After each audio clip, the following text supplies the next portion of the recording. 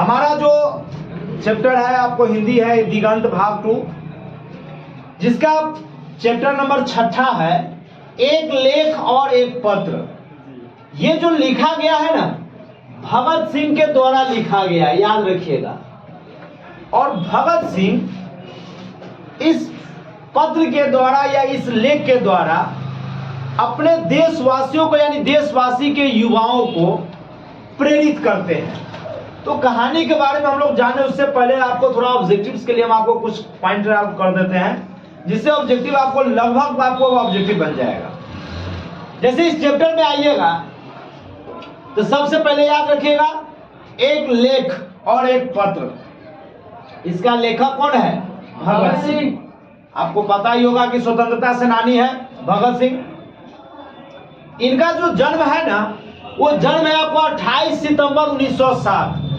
याद रखिएगा 28 सितंबर 1907 को जन्म है। और इनकी जो फांसी पर चढ़ाया गया उस डेट को शहीद दिवस के रूप में भी मनाया जाता है। क्वेश्चन बना देगा कि शहीद दिवस किस तारीख को मनाया जाता है या किस डेट को कहते हैं, तो याद रहे 23 मार्च 1931 को कहते हैं। तो शहीद दिवस हमारा कब है? 23 मार्च 1931। और इनकी माता जो है, माँ का नाम वो है आपको विद्यावती। और इनके जो पिताजी थे ना, उनके पिताजी का नाम है सरदार किशन सिंह। क्योंकि पंजाबी है इसलिए इनके पंजाबी के लोग के नाम में आपको सरदार जुड़ा हुआ रहता है। और जो इनका वास्तविक जो जन्म स्थान है, आज भी पंजाब में जाइएगा तो पंजाब में आज भी मकान है भगत सिंह का। वो इनका जो जन्म स्थान है वो है आपको लायलपुर, जो वर्तमान में पाकिस्तान में है। क्योंकि आपको कहानी पता होगा कि भारत जब आजाद नहीं था तो भारत और पाकिस्तान एक ही था, और आजादी के बाद भारत और पाकिस्तान का बंटवारा किया गया, जिसमें पंजाब का जो कुछ हिस्सा काट कर को जो पाकिस्तान में गया, उसी पंजाब का जो एक जगह है लायलपुर, उस लायलपुर जगह पर इस क्या कहते हैं इनका जन्म स्थान है, यानी यहीं पर इन्होंने जन्म लिया था। और इनके छोटे वाले चाचा है सवर्ण कहते हैं सरदार सवर्ण सिंह। ये आपको इनकी मृत्यु हो गई 1910 में। हालांकि मृत्यु नहीं हुई, जेल में जो इनको ले जाया गया ना, तो जेल में इनको इतनी यातनाएं दी गई, इतना इनको पीड़ा दिया गया, कष्ट दिया गया कि उस यातना और पीड़ा से सरदार सिंह का क्या हो गई? मौत हो गई। और वो मौत हुआ था 1910 में। अब जहां तक आता है इनका पैतृक गांव, पिताजी का जहां पर वास स्थानीय गांव था, उस गांव का नाम है खड़ककला, जो कि पंजाब में पाया जाता है। इनके पास 2 भाई था, जिसके एक भाई का नाम है कुलवीर सिंह और दूसरा है कुलतार सिंह। याद रखिएगा भाई का नाम ऑब्जेक्टिव में आ जाता है। जब हम इनकी शिक्षा की बात करते हैं तो प्रारंभिक शिक्षा जो है ना, इनके गांव जो गांव था, जो गांव है बगल में बंगा गांव, इस बंगा गांव में इनका प्रारंभिक शिक्षा हुआ था। गांव का नाम याद रखेंगे, कौन सा गांव है? बंगा गांव। इस बंगा गांव में इनका प्रारंभिक शिक्षा हुआ और आगे की पढ़ाई के लिए वो लाहौर, जो समय उस समय के वर्तमान इंडिया में लाहौर भारत का हिस्सा था, भारत का माने जगह था। तो उस लाहौर में एक डीएवी नाम का जो स्कूल है, जो आज भी वर्तमान में हमारे यहाँ उपलब्ध है, तो उस डीएवी स्कूल में वो जाकर आगे के इंटर वगैरह की पढ़ाई किए। और एमए का जब एजुकेशन लेना हुआ, एमए की शिक्षा, तो एमए की शिक्षा के लिए लाहौर में ही नेशनल कॉलेज से इन्होंने शिक्षा लिया। कहां से लिया? नेशनल कॉलेज लाहौर से इन्होंने एमए की पढ़ाई की। अब जहां तक इनके द्वारा रचना की बात की जाती है, इन्होंने कौन कौन सी किताबें मैंने लिखी, तो हालांकि ये लेखक नहीं थे, ये कवि नहीं थे, जो इनकी कविता या इनकी कहानियों का बहुत सारा संग्रह मिलेगा, ऐसा कोई बात नहीं है। बट इन्होंने जेल में रहते हुए कुछ कहानियां, कुछ किताबें लिखी थी, जिनमें से एक है पंजाब की भाषा तथा समस्या। इनका इन्होंने प्रकाशन माने ये बुक जो लिखावट कब हुआ था? 1924 में। और विश्व प्रेम हुआ था 1924, दोनों 1924 में है। और विश्व प्रेम एक युवक नामक का जो प्रकाशन हुआ था, वो भी का हुआ था 1924 में हुआ था। और कहता है कि मैं नास्तिक क्यों हूं, मैं नास्तिक क्यों हूं, इसका भी प्रकाशन एक तरह से 1939 में ही माना जाता है। 1931 में, 30 से 31 के बीच में। इसका एक्यूरेट डेट याद रखिएगा, 1930 से 31 के बीच में इनका डेट माना जाता है जब लिखाया गया है मैं नास्तिक क्यों। अब कहता है जीवनी, जब थोड़ा इनके बारे में, बचपन के बारे में कुछ कहानियां जान लीजिए जहां से आपको क्वेश्चन पकड़ में आ जाएगा। इनकी जीवनी की जब बात किया जाए तो मात्र ये 8 साल का जो उम्र था ना, 8 साल में एक घटना हुआ था जो करतार सिंह सराबा यहाँ पर लिखा हुआ है। करतार सिंह सराबा को भी मतलब उनका जो बलिदान दिया गया या यूं को ये यातना के कारण जिनका मृत्यु हो गया, इस मृत्यु के कारण इनके जिस 8 साल की उम्र में ही काफी गहरा सदमा या यूं को ये काफी दिल पर काफी चोट पहुंचा। और जब वो 12 साल की उम्र में आए तब 12 साल की उम्र में जालियांवाला हत्याकांड हो गया। तो ये जो लगातार जो 2 घटनाएं मतलब बहुत जल्दी जल्दी घटित हुआ, इसके अलावा बहुत सारी घटनाएं हुई, लेकिन इनके जीवन पर, इनके आत्मा पर, इनके दिल पर जो सबसे ज्यादा चोट डाला वो चोट डाला यही 2 घटना। और इस 2 घटना के बाद उनके जीवन में इतना बड़ा परिवर्तन आया कि वो आपको स्वतंत्रता आंदोलन में एक तरह से बुझे तो कूद पड़े, और स्वतंत्रता आंदोलन में कूद पड़े, स्वतंत्रता आंदोलन में भाग ले लिए। और कहता है कि उसके बाद 1922 में एक घटना हुआ था, चौरा चौरी का कांड। याद रहे कब हुआ था? 1922 में। उस चौरा चौरी के कांड में गांधी जी के व्यवहार से भगत सिंह बड़ा माने कुपित हुए। गांधी जी के व्यवहार से वो माने उनका व्यवहार भगत सिंह को ज्यादा पसंद नहीं हुआ। उनको लगा कि कहीं न कहीं गांधी जी का व्यवहार ऐसा है जो हमारे देशवासियों के हित में न है, बल्कि वो अंग्रेजों के सपोर्ट में है, और वो उससे हमारे ज्यादा स्वतंत्रता आंदोलन का जो गतिविधि है वो कहीं न कहीं कमजोर पड़ जाएगा। इसलिए उनसे वो रिश्ता नाता तोड़ लिए। और उसके बाद वो आ गए 1923 में कानपुर, और कानपुर में आके शंकर विद्यार्थी के साथ जुड़ गए। और उस समय शंकर विद्यार्थी का वो पत्र था, पत्रिका जो था पत्र, वो पत्र का नाम है प्रताप। याद रखिएगा, पत्र का नाम क्या है? प्रताप। उस पत्र क्या कहते हैं? प्रताप पत्र से जुड़ गए।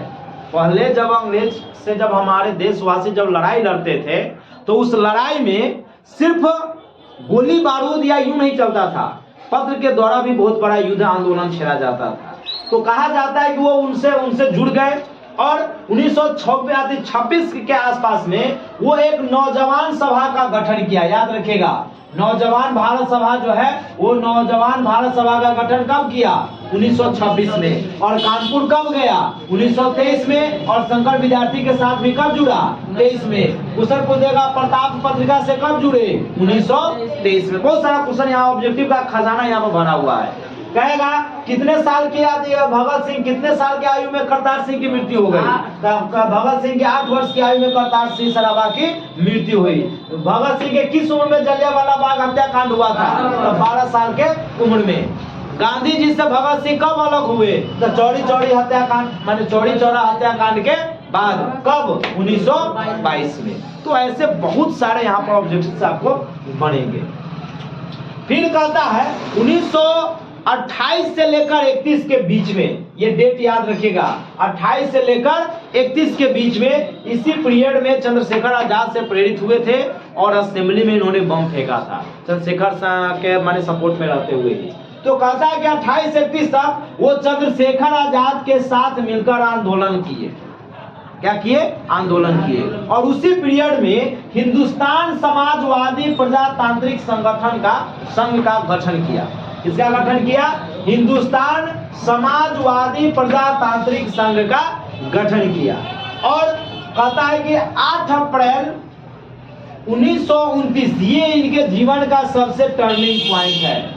और इसी घटना के बाद इनको फांसी पर माने केस चला, और केस के सुनवाई के दौरान इनको फांसी की सजा दी गई। तो वो घटना क्या था? तो 8 अप्रैल 1929 में बटुकेश्वर दत्त और राजगुरु इस दोनों के साथ मिलकर इन्होंने असेंबली पर जाकर बम फेंका। असेंबली में 8 अप्रैल 1929 में बटुकेश्वर दत्त और राजगुरु के साथ मिलकर इन्होंने क्या किया? असेंबली में गया और असेंबली में क्या किया? बम फेंक दिया। ठीक है, बम फेंकने के कारण उनको जो है सुनवाई हुआ, कोर्ट में सुनवाई के दौरान उनको क्या दिया गया? फांसी दिया गया। और फांसी का डेट जो था उस डेट से एक दिन पहले 23 मार्च 1931 को, डेट याद रखिएगा, 23 मार्च 1931 को शाम के समय फांसी दिया जाता है। सुबह सवेरे फांसी दिया जाता है सवेरे के समय, लेकिन इनको फांसी दिया गया था 7:33। अचानक, चूंकि इतने लोगों की भीड़ जुटने वाली थी कि शायद फांसी की सजा संभव ना होता, और उस भीड़, उस डर से अंग्रेजी सरकार सख्ते में आ गई और भगत सिंह को फांसी की सजा टल ना जाए, इसलिए उसने डर के मारे पहले ही शाम को 7:33 पर उसको फांसी दे दिया गया, और चोरी छुपे लाश को भी क्या कर दिया, जला दिया। लाश भी नहीं दिया था परिवार वाले को, चोरी छुपे लाश को भी क्या किया, जला दिया। ये तो था भगत सिंह के बारे में। अब इस जो कहानी जो है हमारा एक पत्र और एक लेख, इसमें क्या कहता है, तो एक पत्र और एक लेख के द्वारा भगत सिंह हमारे युवा जो विद्यार्थी है ना, उस युवा विद्यार्थी को क्या कहते समझाते हैं कि हमारे यहाँ पर लोग कहता है कि राजनीति बड़ा गंदा चीज है, राजनीति में नहीं जाना चाहिए। लेकिन आप एक बात मुझे बताइए कि बिना राजनीति में गए हुए क्या राजनीति के कचरा को आप दूर कर सकते हैं? नहीं कर सकते हैं। अगर उसमें जो गंदगियां है, अगर आप उसको दूर करना चाहते हैं तो सही में आपको कहां जाना होगा, राजनीति में जाना होगा। और अगर आप राजनीति में नहीं जाते हैं तो भैया राजनीति को गंदा या कचरा करने का आपको कोई अधिकार नहीं है। और ये बात मैं नहीं, ये बात कौन कहते हैं, भगत सिंह कहते हैं। भगत सिंह कहते हैं कि हमारे युवा जो है गांधी जी, जवाहरलाल नेहरू, इनके भाषण को सुनते हैं, इनकी अगवानी करते हैं, तो ये सिर्फ और सिर्फ दिखावा है। ये क्या है, दिखावा है। वो कहते हैं कि हमारे जो विद्यार्थी है वो हमारे देश का भविष्य है, युवा हमारे देश की भविष्य, युवा शक्ति है, और इन युवा शक्ति को हमारे देश की आजादी की लड़ाई में भाग लेना चाहिए, आजादी की लड़ाई में यहाँ पर सहयोग देना चाहिए। और इस आजादी की लड़ाई में अगर वो भाग लेता है, राजनीति में सक्रिय योगदान देता है, तो सक्रिय योगदान का परिणाम ये निकलेगा कि हमारे देने वाले देश का जो भविष्य है वो आने वाले समय में क्या होगा, एक उज्जवल भविष्य होगा। और राजनीति में जो हमारी विसंगतियां हैं, जो कुरीतियां हैं, या जो भी बुराइयां हैं, वो बुराइयां आने वाले समय में हमारे ये युवा शक्ति, हमारे ये विद्यार्थी उसको क्या कर सकते हैं, दूर कर सकते हैं। इसलिए दूर बैठकर राजनीति को सिर्फ अनुभव ना करें, राजनीति को सिर्फ जज ना करें, बल्कि इस राजनीति में आकर के और इसमें जो कमियां हैं उस कमियों को क्या करें, दूर करें। और सिर्फ शिक्षा लेना, सिर्फ पढ़ना ये आपका कर्तव्य नहीं है। राजनीति में सक्रिय भागीदारी विद्यार्थी जीवन से ही होना चाहिए, क्योंकि राजनीति मनुष्य की बौद्धिक शक्ति को भी बढ़ाता है। और ये मैं नहीं, ये कौन कहते हैं, भगत सिंह कहते हैं। और वो कहते हैं एक पत्र और एक लेख के द्वारा। ठीक है, तो आई होप अगर आप इसको करते हैं तो निश्चित तौर पर चैप्टर कंप्लीट हो जाएगा। ऑब्जेक्टिव इसको बनाकर देखिएगा, लगभग सारा ऑब्जेक्टिव आपको इसके द्वारा कंप्लीट हो जाएगा।